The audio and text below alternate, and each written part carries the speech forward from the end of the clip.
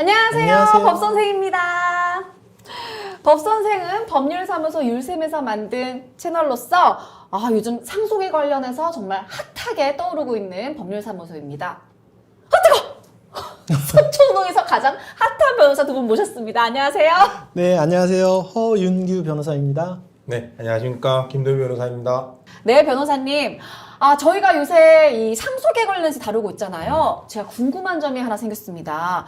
얼마 전에 인터넷에서 봤는데 신혼여행 중에 남편이 사망을 했는데 아내가 보험금을 한 푼도 못 받았대요. 왜 그런 거죠? 네, 아주 적극적인 모습 참 보기 좋은데요. 또 이런 게 보이더라고요. 네. 구체적으로 어떤 기사를 읽으신 거예요? 기사를 읽어드릴게요. 네. 남편과 아내는 신혼여행 중에 불의의 사고로 남편이 사망을 했습니다. 남편과 아내는 결혼식을 했지만 혼인신고는 아직 하지 않은 상태였습니다. 남편은 생전에 수익자를 법정 상속인으로 한 생명보험을 들었고 이에 아내가 보험사에 생명보험금을 신청했는데 보험사에서는 이를 지급할 수 없다라고 했습니다. 이런 내용이네요. 네, 말씀해주신 기사에 따르면 상속과 관련해서 두 가지 쟁점을 볼 수 있는데요. 첫 번째는 결혼식은 했으나 혼인신고를 하지 않은 상태에서 신혼여행 중에 사망했다. 이 경우에는 상속인의 문제가 발생하고요. 두 번째로 남편의 보험금을 받지 못했다. 이거는 상속 재산과 관련된 쟁점이 있습니다. 그럼 말씀하신 첫 번째 쟁점인 남편과 아내가 결혼식은 했지만 혼인신고는 하지 않은 상태다. 그게 상속과 무슨 연관이 있는 거예요? 네, 그 부분은 상속인과 관련이 되는데요. 쉽게 생각하시면 됩니다. 상속은 핏줄을 따라서 이루어집니다. 보통 부모와 자녀 관계 또는 할아버지와 손자의 관계 이렇게 이루어지는데요. 여기서 핏줄이 아닌데도 상속을 받게 되는 사람이 있습니다. 그게 배우자고요. 다만 우리 민법에서는 배우자는 법률상 배우자, 즉 혼인신고를 한 배우자만 상속인이 될 수가 있고요. 지금 사례와 같은 혼인신고를 하지 않은 사실혼 같은 경우에는 상속을 받지 못하는 쟁점입니다. 동거를 같이 하는데 결혼식은 안 올린 이런 상태도 사실혼이라고 저는 알고 있는데 그러면 혼인신고를 해야지만 상속을 받을 수 있는 그런 건가요? 네, 지금 말씀하신 대로 사실혼이란 혼인의 실체는 있고 실제로 혼인의 의사를 가지고 있었지만 사례와 같이 사정에 의해서 혼인신고를 하지 않았다. 그 상태를 말하는 건데요. 안타깝게도 이러한 사실혼 관계에서는 상속이 이루어지지 않습니다. 네, 좀 전에 사실혼이라고 말씀하셨는데요. 보통 일반 분들은 사귀면서 동거를 하고 있다라고 하면은 대부분 사실혼 아니냐 이렇게 생각하고 계실 거예요. 물론 동거를 한다는 것 자체가 사실혼의 어떤 중요한 요건이긴 하지만 더 중요한 거는 혼인 의사가 있느냐, 그 다음에 혼인의 실체가 있느냐, 혼인 의사라는 거는 결혼할 마음이 있느냐 하시는 거고요. 혼인의 실체는 남편과 아내처럼 가정생활을 하고 있느냐, 쉽게 말씀드리면은 남편의 시부모, 그 다음에 그 아내의 처가댁과도 교류를 한다든지 이런 실체가 있는 것을 말하는 겁니다. 앞에 이제 기사 말씀해 주셨던 결혼식은 하기 전이었으나 혼인신고 하기 전이다라고 하면은 보통 사실혼이 인정이 될 수가 있죠. 그러나 안타깝게도 법률상 혼인은 아니기 때문에 상속권은 인정되지가 않습니다. 아무래도 이게 또 사실혼 관계이면은 이거를 이용해서 뭔가 상속 부분에 있어서 악용하는 사례가 많을 수 있기 때문에 법적으로 이렇게 혼인 관계여야지만 상속과 연결이 되는 것 같은데 아무리 그래도 결혼식을 치렀는데 그래도 혼인신고 안 했다고 해서 못 받는 건 조금 억울할 것 같긴 해요.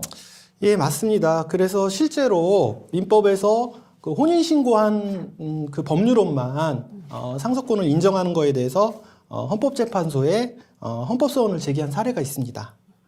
그런데 헌법재판소는 이러한 법률혼에 대해서만 상속권을 인정하는 그 규정에 대해서 그 상속인에 해당하는지 여부를 가지고 어떤 객관적인 기준에 의해서 파악할 수 있도록 함으로써 그 상속과 관련된 분쟁을 방지한다는 유의미한 기능이 있고요. 그 다음에 그 상속으로 인한 그 법률 관계를 조속히 확정시킬 수 있고, 그 다음에 거래 안전을 보호할 수 있다는 정당한 목적이 있다고 보고 있습니다. 그리고 사실혼 배우자 같은 경우에는 혼인 신고함으로써 상속권 가질 수 있고요. 그리고 여러 가지 뭐 증여나 또는 유증 같은 그 제도를 이용해서 사실혼 배우자에게도 재산을 이전할 수 있다는 점에서 이런 법률론 규정에 대해서 상속권의 침해가 아니라고 보고 있습니다. 한 가지 말씀을 더 드리자면 헌법재판소에서는 이 사실혼 배우자가 상속을 받을 수 없다는 점에 대해서 합헌 결정을 내렸지만 이에 대해서 다른 의견도 있었습니다. 그 다른 의견의 논거는 일단 사실혼 배우자와 법률상 배우자의 그 실체상 차이가 없다는 점과 그리고 생존 중에 사실혼이 해소된 경우와 사망해서 사실혼이 종료된 경우에 이 불이익이 너무나 큰 차이가 난다는 점에서 이 부분에 대해서 좀 입법적인 보완이 필요하다 그런 견해도 있었습니다. 생존 중에 사실혼이 해소된 경우와 네. 돌아가신 후에 사실혼이 해소되지 않은 경우의 차이가 크다는 게 조금 어려운데요. 네. 쉽게 이렇게 생각하시면 됩니다. 사실혼이라는 것 자체가 물론 혼인신고를 하지 않았기 때문에 법률혼은 아니지만 사실상 혼인 의사는 있고 혼인의 실체가 있는 거거든요. 그렇다 보니 우리 법에서는 사실혼에 대해서 법률혼에 준해서 법률혼과 유사하게 보호를 해주고 있습니다. 그 중에 하나가 만약 사실혼 관계를 유지하다 일방이 부정행위를 한다든지 폭력을 행사해서 사실혼이 해소되는 경우에는 위자료를 청구할 수 있고요. 그리고 사실혼 과정 중에 부부가 공동으로 노력해서 재산을 형성했다면 사실혼이 해소됐을 때 이혼과 같이 재산 분할도 할 수가 있거든요. 그런데 만약 한 당사자가 돌아가셔서 사실혼이 종료가 되는 경우에는 위자료 청구도 못하고요. 재산 분할 청구도 못하고요. 더욱이 상속조차 받지 못하게 되니 이게 큰 차이가 생기는 거죠. 이런 부분을 얘기하는 겁니다. 그러니까 사실혼 이 관계에서 어떤 점에서는 이제 살아계실 때는 이게 보호가 받을 그렇죠. 수 있는 거고 네. 돌아가실 때는 또 보호받지 못하는 경우가 있다. 네네. 굉장히 제가 법알못인데도 이렇게 이해를 쏙쏙 잘 할 수 있도록 설명을 굉장히 잘 해주신 것 같아요. 법이란 게 굉장히 어렵네요. 어려운데 많이 우리가 실생활에 이렇게 많이 쓰일 수 있으니까 물론 일반 사람들도 공부를 해야 된다는 거 또 한번 느꼈습니다.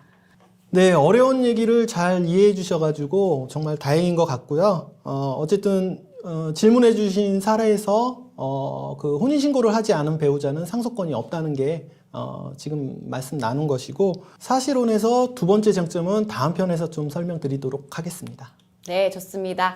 저희가 우선 상속 관련해서 주제에 대해서 다루고 있는데요. 여러분 법률에 대해서 궁금한 점 있으시면 찾아주세요. 법선생 다음에 만나요.